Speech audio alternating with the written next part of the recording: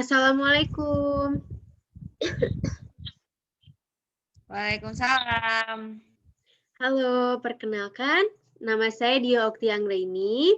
Biasa dipanggil Dia. Saya ahli gizi yang bertugas di rumah sakit ini.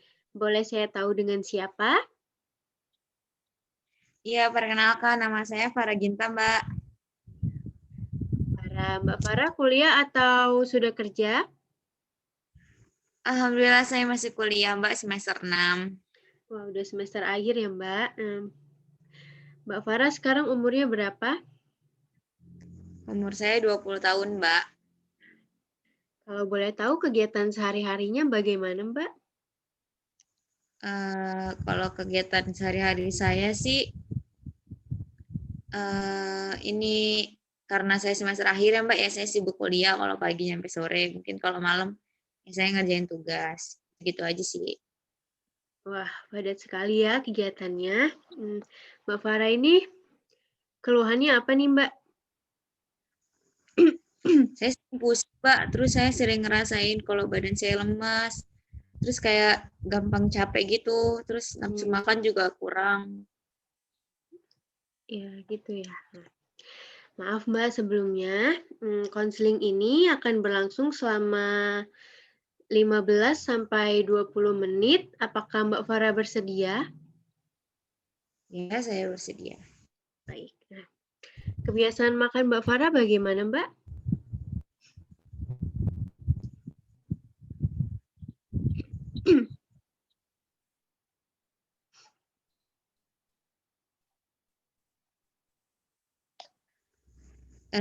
Minum, Mbak. Terus setelah juga saya sering minum kopi. Terus saya suka sayuran sama buah, jadi saya jarang mengonsumsinya. Terus atau kalau untuk protein nabatinya saya makan tahu atau tempe. Untuk cara pengolahannya lebih sering digoreng, direbus, atau yang lainnya?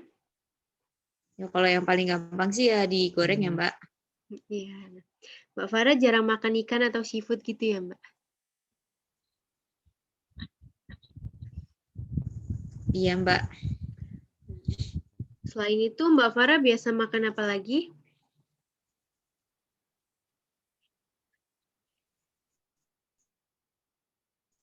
Mungkin kalau saya saya makan nasi Padang, Mbak. Atau bikin Kalau Indomie. Oh iya, Indomie. Kalau olahraga biasanya Mbak Farah berapa kali dalam seminggu? Saya males, Mbak, olahraga, jadi saya jarang olahraga. Jadi jarang Mungkin olahraga ya? seminggu sekali, itu Iya, juga nggak rutin. jadi jarang ya. Nah, Mbak. Mbak Farah, dari hasil perbincangan kita tadi dapat saya simpulkan bahwa Mbak Farah suka mengonsumsi makanan yang digoreng dan bersantan. Lalu asupan protein Mbak Farah kurang, asupan seratnya juga kurang karena Mbak Farah jarang makan buah dan sayuran. Lalu Mbak Farah juga olahraganya masih kurang. Nah, setelah kita mengetahui kesalahan pola makan Mbak Farah, sekarang kita diskusikan bersama mengenai diet yang harus Mbak Farah lakukan. Nah, Mbak Farah apakah siap berkomitmen untuk melaksanakan dietnya nanti? Iya, Mbak. Berdasarkan surat rujukan dokter dan hasil pemeriksaan Mbak Farah, menunjukkan adanya indikasi anemia mikrositik hipokrom. Nah, Mbak Farah udah tahu belum anemia mikrositik hipokrom itu apa? Belum, Mbak. Ya, jadi anemia mikrositik hipokrom itu adalah kekurangan zat besi di dalam darah. Nah, kekurangan zat besi ini biasanya terjadi karena pola makan dan pola hidup Mbak Farah itu salah. Oh, gitu, Mbak. Ya, nah, jadi tujuan kita di sini adalah sama-sama mendiskusikan pola makan dan pola hidup Mbak Farah untuk mencegah dan mengatasi anemia ini. Untuk itu, saya minta kerjasama Mbak Farah ya dalam keberhasilan proses konseling ini. Baik, Mbak. Berat badan Mbak Farah biasanya berapa, Mbak? Biasanya sih sekitar 44 atau 45. Nah, dari hasil pemeriksaan, tinggi badan Mbak Farah ini 160 dan berat badannya 45. Nah, IMT Mbak Farah itu 14, Mbak, yang artinya Mbak Farah ini masuk dalam kategori kurus. Nah, berat badan idealnya Mbak Farah ini harusnya 52 sampai 54 kg, Mbak. Nah, lalu tekanan darahnya 110 per 80, HB-nya 8 gram, nah normalnya itu 12 sampai 13 gram. Lalu FS serumnya juga rendah. Baik, Mbak, untuk mengurangi asupan makan yang digoreng dan bersantan, Mbak Farah siap jika harus mengurangi makan gorengan, Mbak. Mbak Farah bisa mengganti dengan makanan yang direbus atau dikukus atau dipanggang. Nah, bagaimana jika kita coba satu hari itu 1 kali makan gorengan dan dalam 1 minggu 2 kali makan bersantan? Siap, Mbak? Wah, Mbak, kalau 1 hari 1 gorengan kayaknya agak berat ya, Mbak. Gimana kalau 2? Mungkin kalau makanan bersantan bisa 2 kali dalam seminggu. Ya, baik.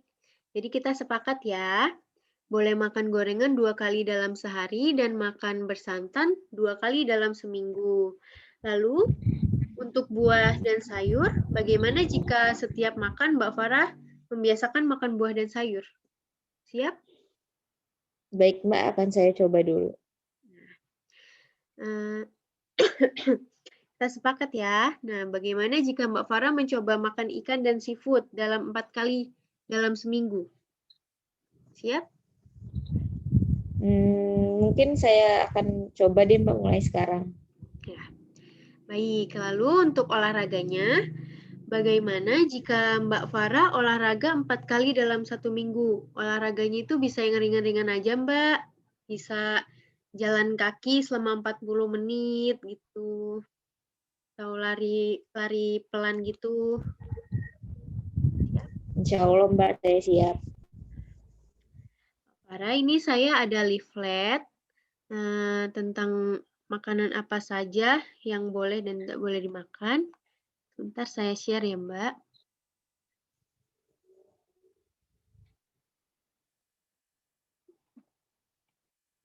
Nah, apa sudah muncul? Sudah? Nah, di sini ada leaflet, ada pengertian anemia. Nah, anemia itu adalah anemia adalah keadaan di mana darah merah atau hemoglobin kurang dari normal. Normalnya itu 12 sampai 13 gram. Nah, lalu ada penyebab anemia. Penyebabnya itu kurang nutrisi atau kurang konsumsi makanan yang mengandung zat besi. Lalu ada penyakit kronis, kurang zat besi karena kebutuhan yang meningkat seperti pada kehamilan. Lalu kehilangan zat besi yang berlebihan pada perdarahan seperti haid yang berlebihan, sering melahirkan, kecelakaan, dan infeksi karena cacing. Lalu ada tanda dan gejalanya.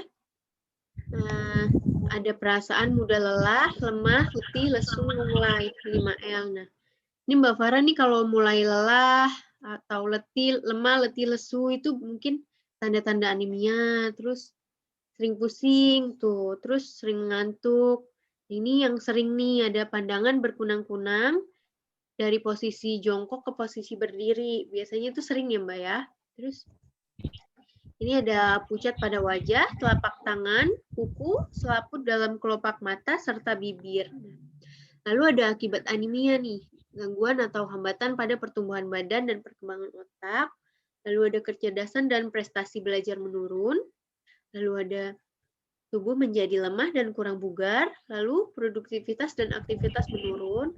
Lalu ada daya tahan tubuh menurun sehingga mudah terserang penyakit. Nah, ini makanan yang diperbolehkan nih. Ada makanan sumber zat besi seperti hati ayam, tempe, kacang kedelai, daun singkong, bayam. Nah, untuk makanan sumber asam folat seperti hati ayam, hati sapi, kacang kedelai, rumput laut, kacang merah, dan asparagus. Lalu ada makanan sumber vitamin B12 seperti hati sapi dan kuning telur. Lalu ada makanan sumber vitamin C, itu contohnya buah-buahan seperti jeruk dan apel. Lalu ada di sini ada makanan yang tidak diperbolehkan.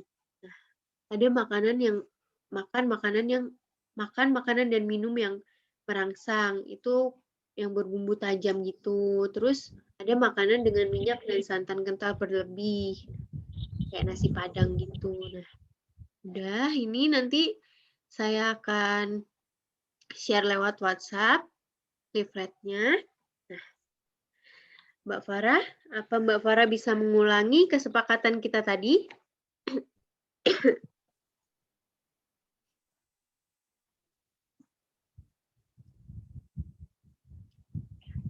Mbak, Bagaimana, Mbak? apakah Mbak Farah bisa mengulangi kesepakatan kita tadi? Oh iya, yang saya ingat ya Mbak, makan gorengan 2 kali dalam sehari, terus Ya, maksimal 2 kali terus makan bersantan maksimal 2 kali seminggu, ya. makan sayuran dan buah 1 kali sehari, makan ikan atau seafood 4 kali dalam seminggu, terus kemudian olahraga 4 kali dalam seminggu.